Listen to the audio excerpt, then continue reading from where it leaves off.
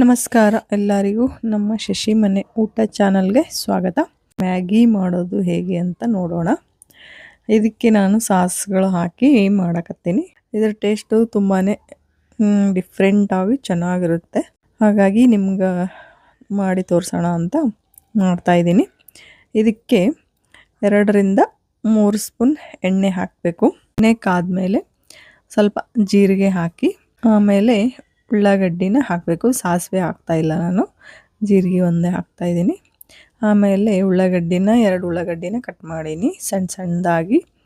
ಇದನ್ನು ಹಾಕ್ತಾ ಇದ್ದೀನಿ. ಇದು ಕೆಂಪಗಾಗತನ ಹುರಿಬೇಕು.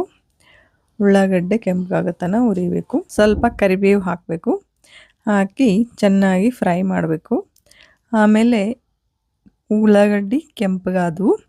ಈಗ ಇದಕ್ಕೆ ಗ್ರೀನ್ ಚಿಲ್ಲಿ ಸಾಸ್ 1 ಸ್ಪೂನ್, ಆಮೇಲೆ green chilli sauce 1 spoon, red chilli sauce 1 spoon, soya sauce ಅರ್ಧ ಸ್ಪೂನ್, ಅಂದರೆ ಈ 3 ಸಾಸ್ಗಳನ್ನು ಹಾಕೀನಿ. ಆಮೇಲೆ ಇದಕ್ಕೆ 2.5 ಗ್ಲಾಸ್ ನೀರು ಹಾಕ್ತೀನಿ. ನಾನು 4 ಪೀಸ್ ಮಾಡಕತ್ತೀನಿ, ಹಾಗಾಗಿ 2.5 ಗ್ಲಾಸ್ ನೀರು ಹಾಕೀನಿ. 1/2 ಸ್ಪೂನ್ ಉಪ್ಪು, ಆಮೇಲೆ ಹಿಪ್ಪಿ ನೂಡಲ್ಸ್ ಮಸಾಲಾನ ಹಾಕಬೇಕು. 4 ಪ್ಯಾಕೆಟ್ ಹಾಕಿದ್ದೀನಿ. ನೀರು ಕುದಿಯಕತ್ತದ ಇವಾಗ. ಹಾಗಾಗಿ ಇವಾಗ ಇದಕ್ಕೆ ಮ್ಯಾಗಿನ ಹಾಕಬೇಕು.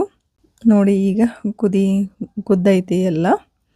ಈಗ ಇದಕ್ಕೆ ಟೊಮೆಟೊ ಕೆಚಪ್ನ ಹಾಕ್ತಾ ಇದ್ದೀನಿ.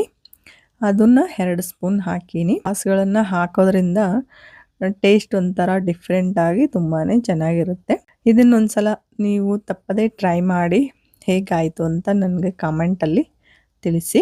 ಈ ವಿಡಿಯೋ ನಿಮಗೆ ಇಷ್ಟವಾಯಿತು ಅಂತ ಅನ್ಕೊತೀನಿ. ಈ ವಿಡಿಯೋಗೆ ಲೈಕ್ ಮಾಡಿ, ಶೇರ್ ಮಾಡಿ ಮತ್ತು ಸಬ್ಸ್ಕ್ರೈಬ್ ಮಾಡಿ. ಧನ್ಯವಾದಗಳು.